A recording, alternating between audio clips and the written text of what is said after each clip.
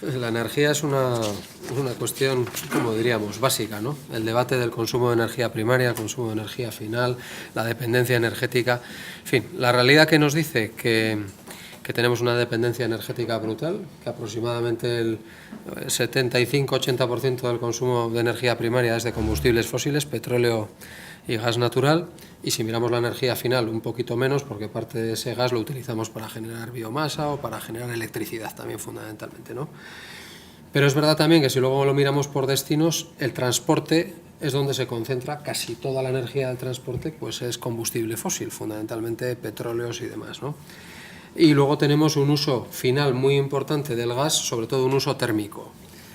La biomasa todavía está muy atrás, está muy lejos, y bueno, ya hay que decir de los biocombustibles y de otras cuestiones, ¿no? Ahí hay un terreno enorme, ¿no? En lo que es la producción de energía eléctrica, es verdad que producimos más energía eléctrica de la que consumimos, es verdad que el ratio de producción, el ratio de lo que es la producción de energía por fuentes renovables respecto al consumo, estamos muy bien ahí en ratios europeos, pues estamos en el 90% de lo que consumimos aproximadamente, estamos bien, con lo cual yo en ese terreno lo que sí que creo en cualquier caso es que como líneas gruesas en las que podemos trabajar es en ver cómo somos capaces de desplazar el gas natural, que es un combustible fósil y además del que dependemos, de los usos térmicos. Yo creo que ese es un tema en el que tenemos que trabajar, y ahí, desde mi punto de vista, pues la biomasa es una oportunidad que tenemos que estrujar a fondo. Creo que tenemos 350.000 hectáreas arboladas en Navarra. Creo que la producción de biomasa que eso puede tener, no digo todas, pero quiero decir que ahí tenemos un potencial, por lo menos, que tenemos que estudiar. Con lo cual ahí hay un eje, ¿no? El eje de la sustitución del combustible fósil uso térmico por fuentes renovables. Y luego el otro gran eje de trabajo en el medio y largo plazo pues es el del transporte, lógicamente. Es el pensar en cómo vamos a ir siendo capaces en el medio y largo plazo de ir sustituyendo el combustible fósil gasolina, gasóleo en los vehículos, digamos, y en el transporte, que es la otra gran vía de trabajo, y de ahí, bueno, pues todo lo que sea apostar por ese sector de automoción, por la movilidad sostenible, por el uso, bueno, pues toda la infraestructura que es necesaria para que al final sea la electricidad, y si puede ser de fuentes renovables, la que vaya sustituyendo tal. A partir de ahí, apuesta total por nuestra parte por las fuentes renovables, energía eólica y demás. Es verdad que ahí se ha dicho antes, el Estado marca mucho el terreno, pero creemos que hay posibilidades de trabajar. En ese sentido apoyamos las deducciones fiscales, que nosotros también apoyamos para la biomasa y demás. Nos da la sensación que no están funcionando bien, habrá que buscar otros mecanismos y habrá que tratar de trabajar otros mecanismos, pero desde ese punto de vista yo creo, y además en esta materia, que en el Parlamento en general, esta legislatura, yo he observado que hay un razonable acuerdo y que no hay grandes, pero yo como grandes ejes pues los que he apuntado básicamente. Los retos que tenemos por delante en materia energética son importantes, son ambiciosos, son consecuentes con el cambio climático y la necesidad de reducir las emisiones de CO2, y por ello pues las tres vías que nos marca la Unión Europea y que están además interiorizadas en nuestro tercer plan energético de Navarra van por la vía efectivamente de reducir la utilización de combustibles fósiles. Esa es una de las vías. Eso implica básicamente intentar que existan cada vez más vehículos, que el transporte utilice más energía eléctrica. Para ello está el vehículo eléctrico y está el ferrocarril. Son los dos grandes medios de transporte que tenemos que potenciar. Está la cuestión de que las instalaciones que se dedican a calefacción, aire acondicionado, pues utilicen, sobre todo calefacción y agua caliente sanitaria, utilicen unas instalaciones más eficientes, que por lo tanto la renovación de todos los sistemas de calefacción, la promoción de calefacciones de barrio. En eso estamos desarrollando un programa ambicioso que empezó en Tudela, en el barrio de Lourdes. Ahora hemos entrado en La Chantrea y La Milagrosa y queremos seguir extendiendo este tipo de prácticas. Y a través de estas vías pues generar un menor consumo en esta materia. Creemos, vuelvo a insistir un poco antes, que el desarrollo tecnológico va a ser clave en los próximos años, tanto en el alumbramiento de nuevas formas de producción de energía renovable y de utilización en vehículos, como también en cuanto a almacenamiento, que es una de las cuestiones que realmente va a dar mucho juego en el futuro. Creemos que el ahorro energético también es una pieza clave que estamos obligados a seguir. Es importante que nos concienciemos y que estimulemos, como estamos intentando hacer, que todas las desedificaciones tengan el máximo de ahorro energético para depender menos del gasto en combustibles fósiles, porque evidentemente el gas, el gasoil va a seguir siendo para estas finalidades una fuente primaria que se va a seguir utilizando, utilicémosla menos a través del aislamiento. Y creemos que nuestro techo de producción de energías renovables, en cuanto a es nuestro punto de vista, por lo menos en cuanto a energía eólica, pues está tocando su techo, y que realmente lo que queda es, digamos, que lo que se llama el repowering, que es el cambiar los aerogeneradores una vez que estén amortizados por otros que tengan una mayor capacidad de producción y por lo tanto generen más energía eléctrica, así como la interconexión entre redes. La interconexión nos va a permitir, primero, a través de vías nuevas de evacuación, evacuar esa energía que producimos en exceso y aprovecharla. También los sistemas de almacenamiento, y luego la interconexión con Europa. Ahora mismo ya se ha abierto una vía por Cataluña y está pendiente de abrirse una nueva, o bien por el mar o bien por el País Vasco, Navarra, quizás Aragón, pues conseguir que evacuar ese exceso de energía que producimos en renovable. Bien, nosotros creemos que vamos a ver que la energía renovable es fundamental y tiene que ser cada vez más. Es cierto que a día de hoy pues todavía llega hasta donde llega, y que tenemos que investigar mucho más para que sea competitiva y que se pueda, bueno, pues sustitutiva de otro tipo de combustibles, ¿no? Pero lo que no podemos plantear es que la energía renovable sea un poco como el adorno de las energías. Es decir, si nuestras estrategias industriales y de desarrollo socioeconómico y de grandes medios de transporte se fundamentan todas en el gran consumo de combustibles fósiles, como puede ser el avión, como puede ser, en este caso no es combustible fósil, pero otros combustibles que necesitan de las centrales nucleares o de las grandes centrales térmicas, como es el tren de alta velocidad, pues entonces, ¿qué pinta la energía renovable? Más allá de ser un poco el adorno de la política industrial o de la política, ¿no? Tiene que ir ligado a la estrategia de desarrollo socioeconómico. Nosotros hablamos de una industria local, de una industria limpia y de una industria que apoye el uso de las energías renovables, y diseñamos todo un plan estratégico para ello. Porque si el plan es traer grandes empresas externas para que se localicen en Navarra, bueno, pues entonces es que el planteamiento es totalmente distinto, por lo menos a la hora de que potenciamos desde el Gobierno de Navarra, y nosotros así lo entendemos. Bien, eso a nivel industrial. Creo que a nivel público también habría que ser mucho más exigentes. Hoy en día nosotros propondríamos que no se pueden construir edificaciones públicas por parte de la administración pública sin, por ejemplo, pues un nivel de calificación energética de A+, o bioclimáticas. A día de hoy no se pueden estar haciendo edificios públicos con un gran consumo que no tiene en cuenta, por ejemplo, el uso de las renovables, o que no son autosuficientes en un alto grado.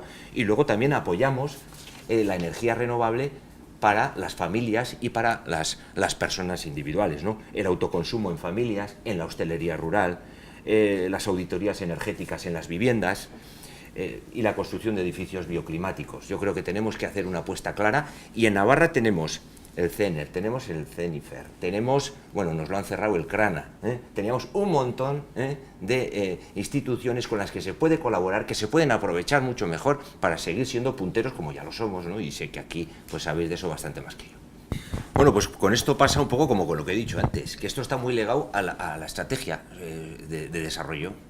Entonces, vamos a ver, si la estrategia es grandes transportes de electricidad en líneas de alta tensión, pues como la que se quiere construir de aquí a Francia, ¿no?, que pasa por un montón de pueblos de Navarra que están en contra, pues nosotros desde luego no vamos a apoyar ese tipo de estrategia. Nosotros creemos, porque además es que hay un montón de contradicciones. Este invierno tenemos sitios que producen energía en Navarra, como es la Ezcua y como es la zona pirenaica, que por no apoyar una infraestructura bien y a nivel local, se han quedado, a consecuencia de las nevadas, durante tiempo sin energía eléctrica. Han sido periodos pequeños, pero eso es que ha pasado. Entonces estamos planteándonos grandes líneas cuando tenemos unas líneas locales sin desarrollar y que se pueden mejorar muchísimo, y que además generarían mucha más desarrollo de base, de abajo arriba, como es la estrategia que nosotros planteamos. Luis. Nosotros estamos plenamente de acuerdo en que se construya la línea Ezquio-Di Castillo. Creemos que es un elemento fundamental para que nuestros parques eólicos tengan la capacidad de evacuar la energía que en otro caso se pierde, y por tanto estamos a favor de ello. Creo que perdón. Sí, es que no estaba pulsado, sí. No sé si se me ha oído.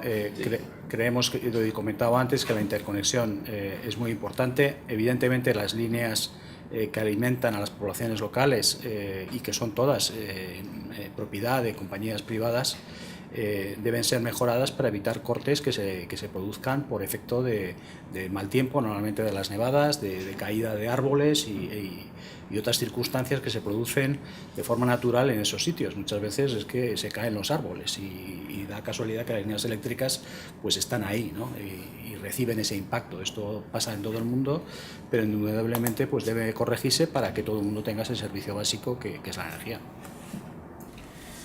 Sí, yo creo que no es incompatible mejorar las líneas, digamos, de menor potencia y pensar también en las infraestructuras de largo alcance, ¿no? Yo creo que son dos cosas perfectamente compatibles. Es verdad que tanto en el Pirineo como en algunas zonas de las altas tierras de Estella y demás, pues tienen algunas dificultades de suministro, lo sabemos, pero bueno, yo creo que ese es un debate distinto del de la línea de alta tensión. También está el debate de las subestaciones o no subestaciones, si hace falta nuevas, si no hacen falta nuevas, si hace falta una nueva mirando a largo plazo en la Conca de Pamplona, si hacía falta una por allí, por Di Castillo, si es línea con subestación, si es línea sin subestación. Hay muchos debates, ¿no? Red Eléctrica Española está en ese terreno también, y yo creo que es un tema todavía de largo recorrido, y ahí los criterios técnicos desde mi punto de vista tienen mucho que decir. Yo lo que sí que creo es que nosotros desde nuestra perspectiva, por supuesto apostando por mejorar las líneas locales, en esta materia, si queremos tener una independencia, entre comillas, o autonomía energética, o una razonable capacidad o soberanía energética también, las infraestructuras de alto movimiento tienen que estar, y las líneas de alta evacuación tienen que estar. Seguramente eso que supondrá que igual dentro de Geroa, como igual le puede pasar a otras fuerzas, igual la visión de territorio es favorable a una infraestructura, e igual la visión de tus organizaciones locales por donde pasa esa infraestructura, como siempre, nadie quiere que le pase por al lado, ¿no? Ese es otro debate. Está el debate de tus organizaciones locales, que digo, joder, yo no quiero que por mi puerta pase la línea, y otra cosa es la visión de desarrollo del territorio y de seguridad y soberanía energética, que dice, sí, pero es que tiene que haber un mallado, y tiene que haber dentro de ese mallado tiene que haber unas líneas también de alta tensión, ¿no? Esa es nuestra visión, ¿no? En ese sentido. Muy clara la visión de los tres. ¿Otra pregunta sobre energía? Un poquito simplemente como hay unos estudios, se llaman estudios de impacto ambiental, que dicen si son favorables, si sí. no, correctos. ¿No? Sí, lo que pasa es que la propia Red Eléctrica Española entiendo que también mueve los temas, Iberdrola también, que nosotros por lo menos yo la he estado visitando, pues tiene también su punto de vista, la propia Iberdrola, en fin, que también los técnicos ahí tenéis vuestros debates, vuestros criterios, y cuando hay que gastar dinero siempre hay prioridades, que es más prioritario, quiero decir que tampoco es una posición técnicamente cerrada, ¿no? Eso quiero decir. Sinceramente no lo sé, no puedo decirte de una forma tajante que exista o no exista, no es una materia en el que tenga ese conocimiento. Entiendo que sí que hay cierto margen, porque bueno, hemos visto hace poco cómo el Gobierno de Navarra ha conseguido que no se penalice a los pequeños productores con una legislación estatal.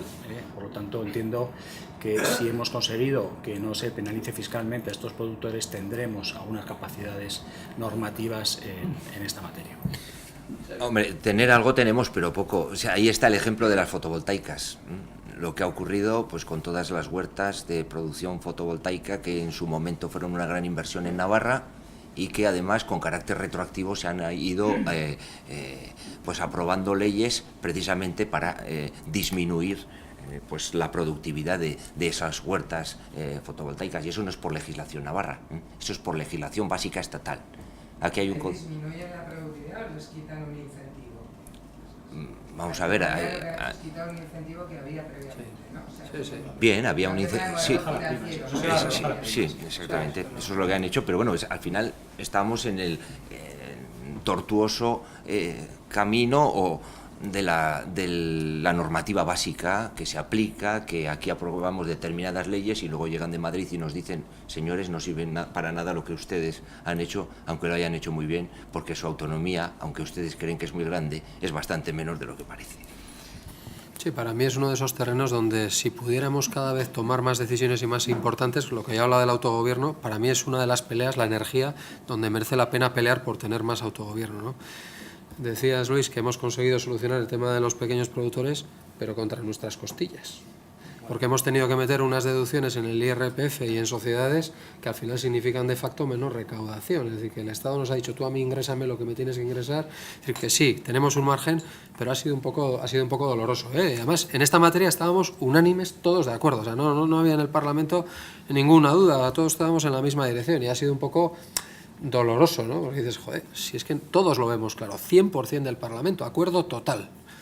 Y sin embargo, pues imposibilidad. Hemos tenido también con el tema de los paneles solares, la producción energética en casa, con balance, con vertido a red o sin vertido a red, y hemos tenido mucho trabajo en el Parlamento y hemos visto que al final no teníamos margen para esas instalaciones que señalabas antes de corto recorrido, cortas, con balance, ¿no? El famoso canon, no canon de...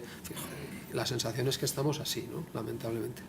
Yo, un poco, si me permites, yo creo que venimos de una época en la cual se ha incentivado la energía renovable de una manera muy artificial y eso tampoco tiene ningún sentido, ¿eh? Es verdad que es importante generar energía renovable, pero probablemente, y en cuanto a la fotovoltaica, se ha querido pegar un acelerón que no se sostenía por sí mismo. Y no hay ninguna actividad que deba depender de las subvenciones para ser rentable. Eso no tiene futuro, ¿eh? Por lo tanto, ahí se ha hecho una marcha atrás del Estado que ha sido muy dolorosa y que ha sido muy injusta, tengo que decirlo así, porque efectivamente mucha gente se ha comprometido sus ahorros personales en inversiones que luego pues, están resultando ser difíciles de pagar porque no tienen esa rentabilidad. Evidentemente la energía, vista desde una perspectiva global, es un ente que corresponde al Estado regular, por lo menos en sus líneas generales. Pero también creo que la fuerza que tienen, la razonabilidad de que, por ejemplo, como en el caso de que un pequeño productor que tiene una placa para su consumo no pueda verter a la red lo que le sobra, o no pueda almacenarlo, o que tenga que tener un impuesto por ello, no tiene ningún sentido. Y las cosas que no tienen ningún sentido acaban quitándose. Eso también es así. Sí. Bien, yo creo que es un dato, ¿eh? El país europeo que más energía fotovoltaica produce es Alemania. Es Alemania, con el sol y las playas que hay en Alemania, ¿eh? Y aquí nada. ¿Por qué? Hombre, desde luego, además, la tecnología ha mejorado muchísimo. Pero claro, todo esto avanza y mejora si se incentiva, si en algunos momentos determinados el Estado o el gobierno correspondiente apuesta y marca. Entonces, claro que irá desarrollándose mucho más la energía, ¿no? Y yo, desde luego, estoy convencido de que todo lo que ha ocurrido con el tema de las fotovoltaicas no ha sido por las razones que se dicen, sino por la presión de determinados lobbies de empresas energéticas, que son los que controlan bastante más de lo que nos parece. Sí, un minuto. Yo solo quería decir que, contestándole a Luis, que sí que hay una política y una actividad que depende de subvenciones permanentemente y va a seguir dependiendo, y hemos decidido políticamente que sea así, que además se lleva el 80 o el 90% del presupuesto europeo, que es el sector primario, la seguridad alimentaria. Hemos decidido que la seguridad y la soberanía alimentaria de Europa es básica y estamos dispuestos a gastarnos en subvenciones, y además está bien, es una apuesta política estructural y a largo plazo. Si en soberanía alimentaria lo hacemos, en soberanía energética o en seguridad energética no podríamos plantearnos reflexiones. Bueno.